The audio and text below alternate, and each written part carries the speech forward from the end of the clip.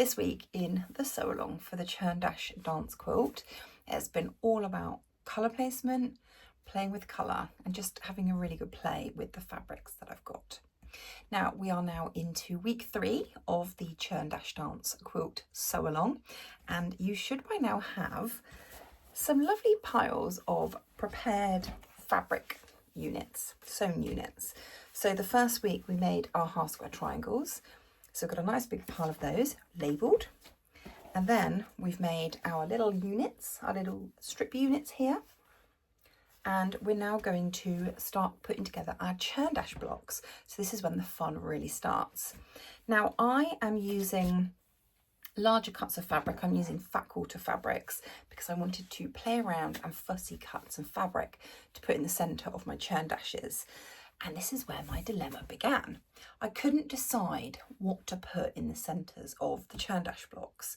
I knew I wanted to kind of have feature fabrics in there, but I also want the quilt to look really cohesive, and I've decided to use the ghosts. So I love these little prints. So what I've done is I've cut several in the different colours, and I'm going to use these as the centre of my Churn Dash blocks. Now I was originally thinking that I was going to do all different ones, but actually because the quilt was the other one, because the quilt is going to be quite busy with lots of prints in it, I kind of want everything to be a little bit cohesive while still being a little bit scrappy.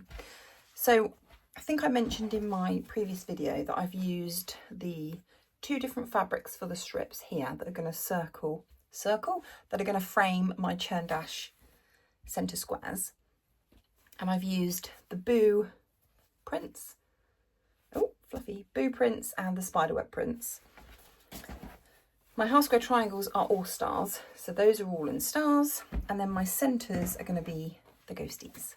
So I thought we could have a little play around and lay a few out to get a feel for it, and then your homework this week is to get your Churn Dash blocks made.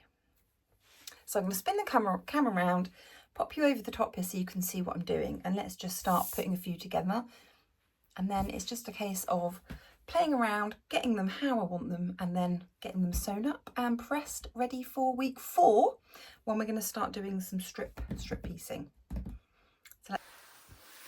So I think I'm just going to start by grabbing 4 half square triangles. So let's start with the black.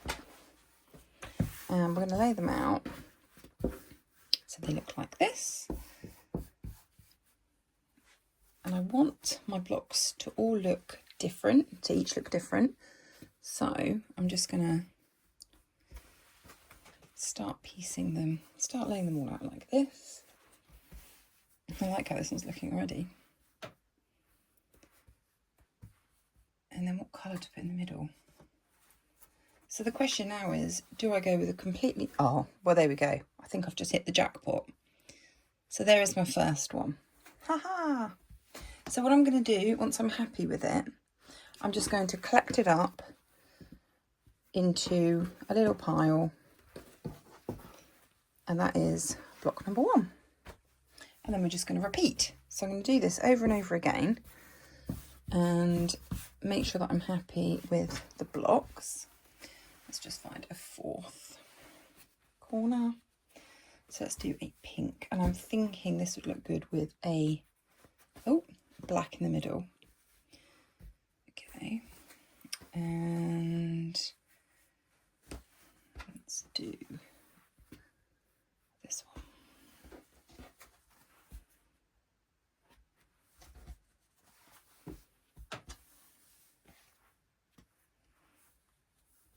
Cute. Right, pop that one into a pile. So that is another block done. Let's try an orange. Now I'm wondering if we do, how do we feel about orange and orange? With maybe a pink spiderweb. So I'm not sure I like the orange in the orange. Let's try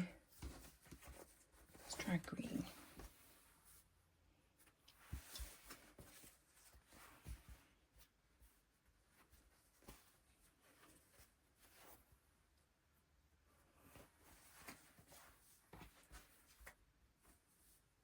like that one. Right.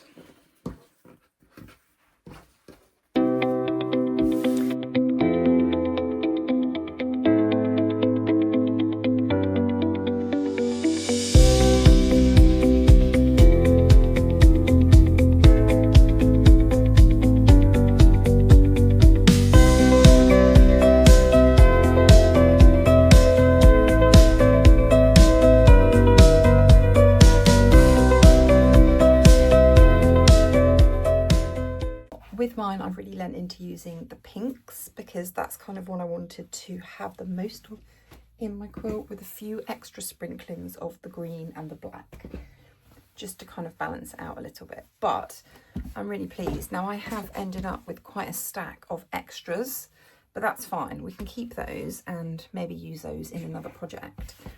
But you need to lay out 15 churn dashes. I'm just laying mine all out on the board here to count them. So we've got 1, 2, 3, 4, 5, 6, 7. This is where we can check my maths. 8, 9, 10. Yes, we have 15. And I'm just going to chain piece them. Am I? No, I don't think I will chain piece them because I'm going to get muddled. I think I'm just going to do one block at a time and press it into, sew them into rows. So 3 rows, top, middle, bottom, and then the rows together, and then do the next one. So this is our homework for week 3 to get our churn dash blocks made, and I cannot wait to see what you guys come up with your fabrics. If any of you are using the same fabric line, let me know. Let me see what you've picked.